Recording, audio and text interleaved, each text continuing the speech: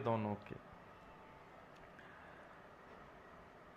तो महादेव की ये भूमि है। पता नहीं क्यों मुझे जब मैं आता हूं मुझे कुछ स्पर्श होता है यहां पर दोनों बार मैं कथा ही कहने आया, कभी मैं अवकाश लेने नहीं आया यहां पर। एक बार मेरा मन है मैं कुछ ना करने के लिए काशी आऊं ताकि केवल बैठा रहूं, जैसे हमारे यहाँ के पड़े रहें कुंजन के कोने, ऐसी मैं पड़ा रहूं 2-4 दिन काशी में, नाव में, घाट पे। तो थोड़ा यहाँ की कई सारी ऐसी मुझे लगता है कि कुछ अनुभूतियां हैं जो स्पर्श करती हैं, पर कथा में व्यस्त होने की वजह से मैं पूर्ण रूपेण उसका आस्वादन नहीं कर पाता, पर कुछ तो स्पर्श होता है। ऐसे हमारे महादेव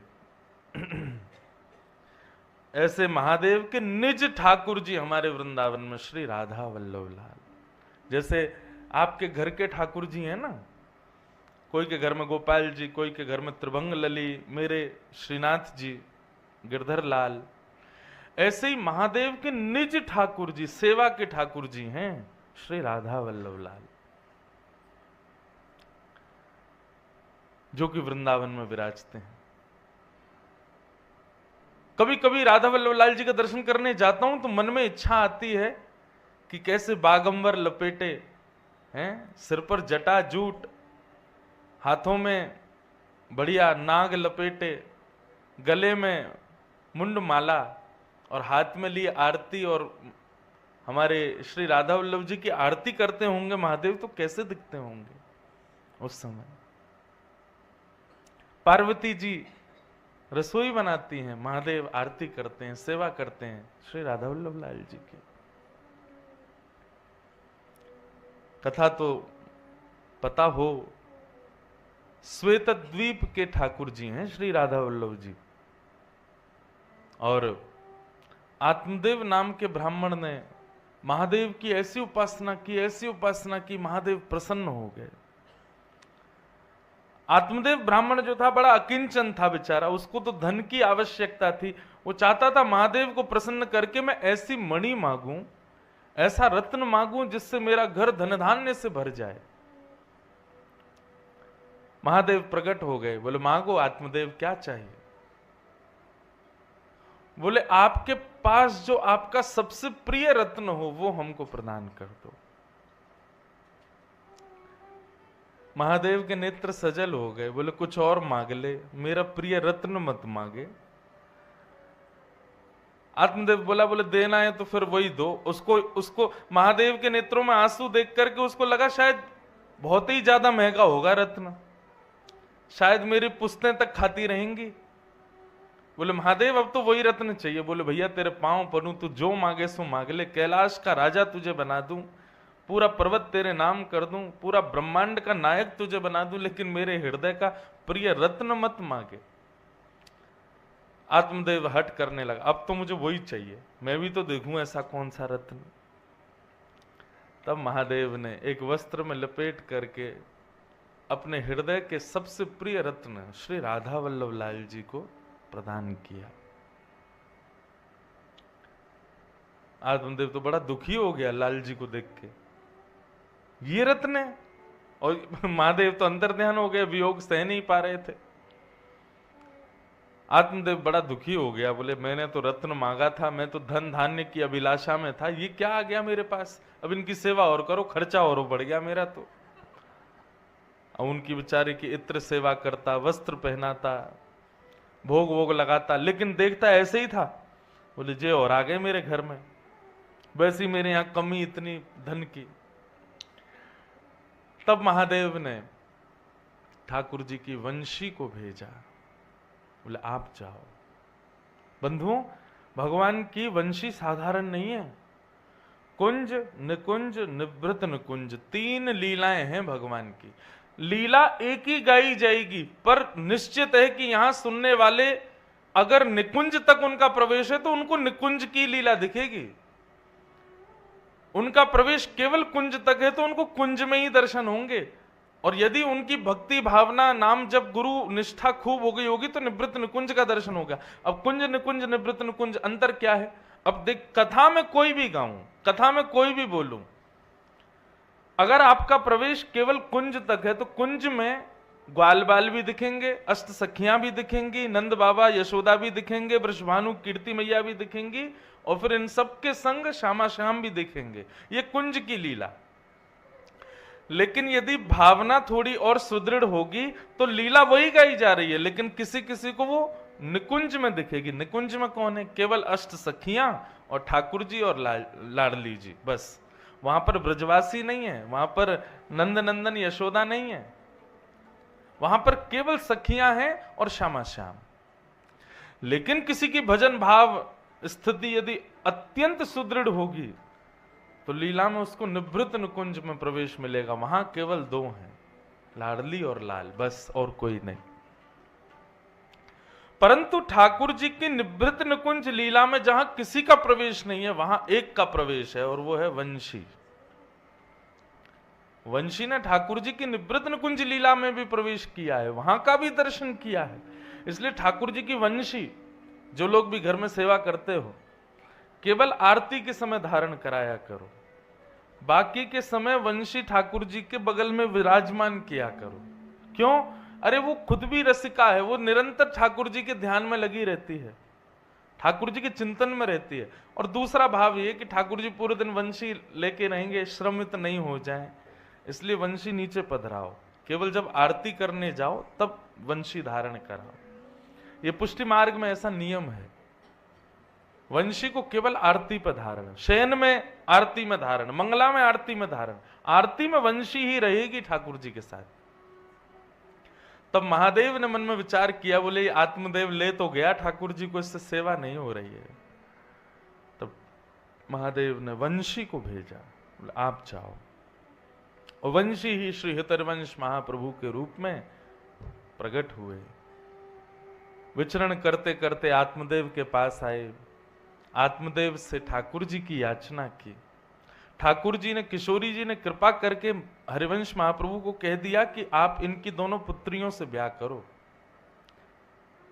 और दोनों पुत्रियों से ब्याह करके दहेज में ठाकुर जी को लेके आए वृंदावन, राधा वल्लभ लाल। तो हमारे वृंदावन के श्री राधा वल्लभ लाल कौन है? ये आपके काशी विश्वनाथ प्रभु के निज ठाकुर, घर के ठाकुर जी हैं। तो कभी कभी आपको अगर मन किया करे तो महादेव के पास जाके श्री राधा वल्लभ लाल की जय बोल दिया करो, महादेव खुश हो जाते होंगे, प्रसन्न हो जाते होंगे। अरे हमारे ठाकुर जी के यहां से आए हो, हमको तो 2 दिन हो गए, अभी तक तो गए नहीं हम, आज जाना था, आज भी नहीं गए, अब कल जाएंगे। और मेरा निश्चित, मैं कभी महादेव के सामने ओम नमः शिवाय मैंने आज तक नहीं बोला। ऐसा नहीं कि मैं ओम नमः शिवाय नहीं बोलता, पर मुझे लगता है कि जिसके सामने जाओ उसके प्रिय का नाम उच्चारण करो। निश्चित मानना, महादेव के दर्शन में आप ओम नमः शिवाय बोलते जा रहे हो, लाखों लोग सब यही बोल रहे हैं, आप श्री राधा वल्लभ लाल जी का स्मरण करते हुए जाओ, श्री किशोरी जी का नाम उच्चारण करते हुए जाओ, शायद महादेव आपको सुन रहे हो। इतनी भीड़ में कोई अलग बोल रहा है हमारी श्री जी का नाम उच्चारण कर रहा है। बंधुओं, स्तुतियों में सर्वश्रेष्ठ स्तुति महादेव की शिव महिम्न स्तोत्र, उसको स्तुतियों का राजा बताया गया, पर वो महादेव भी राधा कृपा कटाक्ष गाते हैं। सोचो, हमारी श्री जी के, लाल जी के सबसे बड़े उपासी तो आपके पास ही बैठे हैं, आप तो यहीं से वृंदावन से जुड़ जाओ, काशी विश्वनाथ प्रभु को ही नित्य रिझाने जाओ। अगर कोई पास ही रहता है मंदिर के और वो सुन रहा हो, नित्य जाओ, और महादेव के सामने ना तो शिव महिम्न स्तोत्र गाओ, ना कोई ये पाठ वाठ कुछ मत सुनाओ, पद रसिक जनों के याद कर लो, मंदिर परिसर में कहीं बैठ के पद सुनाओ, हमारी श्यामा श्याम की लीला के पद सुनाओ, महादेव को प्रसन्न हो जाएंगे। तो सबसे बड़े रसिक अग्रगण्य तो आपके पास विराज रहे हैं महादेव। तो मधुरतम बात है कि उन्हीं के नगरी में पधारे हैं इस मधुर भाव के साथ। आज मन में विचार कर रहा था, आज क्या सुनाएं आप सबको। लीलाएं तो बहुत हैं बंधु, दान लीला, मान लीला, प्रथम मिलन लीला, नौका विहार लीला, गौचारण, गौ दोहन लीला, एक अभी नागपुर में हमारी कथा होती राधा रसामृत, वहां हम अपनी पिटारा खोलते हैं सारे। वहां हमारा जो जो वो है, क्या कहते हैं उसको, संदूक लीलाओं का, वो वहीं खुलता है। लेकिन आज हम सोच रहे हैं कुछ खोलें यहाँ पे, क्या खोलें। तो कल एकादशी है, एकादशी कल नाम उसका जो भी ऊपर हमारे ब्रज के भाव से कल दान एकादशी है, दान लीला ठाकुर जी की। अभी पितृपक्ष का समय चल रहा है हमारे वृंदावन में। 365 दिन में केवल ये पितृपक्ष का समय है कि तब कोई उत्सव नहीं होते। बहुत ध्यान से सुनिएगा, हमारे वृंदावन ब्रज धाम में साल भर उत्सव होते हैं, लेकिन पितृपक्ष के समय क्या उत्सव करें, सबके घरों में श्राद्ध चल रहे हैं। आज भी हमारी आई रेखा जी बोली कल की कथा, महाराज जी थोड़ी देर से ही कर दो, सबके घर में श्राद्ध हैं। अब वो तो सब कैंसिल ही है कल जाना हमारा, तो फिर कर लेंगे, थोड़ा लेट ही करेंगे। तो पितृपक्ष की वजह से कोई लीला नहीं होती। और लीला बंधुओं क्यों होती हैं, उत्सव क्यों होते हैं? उत्सव के बहाने श्यामा श्याम मिलते हैं और सखियों को सुख मिलता है कि लाल जी भी मिल रहे हैं, लाडली जी भी। लेकिन अब पितृपक्ष का समय आया, वहां किशोरी जी उदास या ठाकुर जी निराश, क्यों करें? बोले कोई योजना ही नहीं बन रही मिलने की। तब श्री जी को प्रसन्न करने के लिए ब्रज की सखियां लीलाओं की सांझी बनाती हैं। सांझी, अभी सांझी उत्सव चल रहा है वृंदावन में।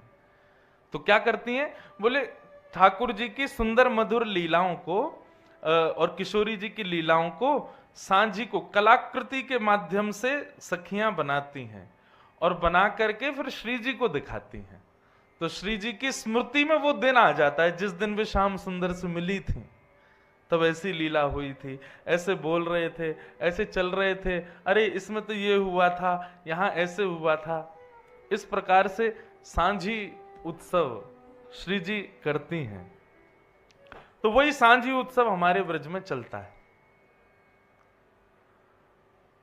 और अब लीला सुनो, तो सब सखियां किशोरी जी को रिझाती हैं सांझी बना के। श्री जी का तो दिन निकल जाता है भाव से, आनंद में आ जाती हैं स्मृतियां देख देख करके। पर लाल जी, अब सखियां श्री जी को रिझा रही, लाल जी को कौन रिझावे? तो लाल जी बेचारे ग्वाल बालन के संग खेलवे तो जामे, लेकिन याद आवे श्री जी के मुखचंद की, ललता विशाखा की नोक झोंक की। वो जब तक नहीं हो तब तक लाल जी को पेट ही ना भरे। ए मधुमंगल श्रीदाम, मन ना लग रहा यार भैया, कहा करें, ये कब पितृपक्ष पूरे होंगे, कब हमारे फिर से उत्सव शुरू हों, कोई ना कोई बहाने मिलेंगे। तब भगवान का गुप्तचर है श्री दामा CID, यानी आकर के ठाकुर जी को बताई, बोले लाल जी आप इतने विरह में व्याकुल रह रहे हो, मां श्री जी तो बड़ा आनंद कर रही हैं। बोले क्यों? बोले अरे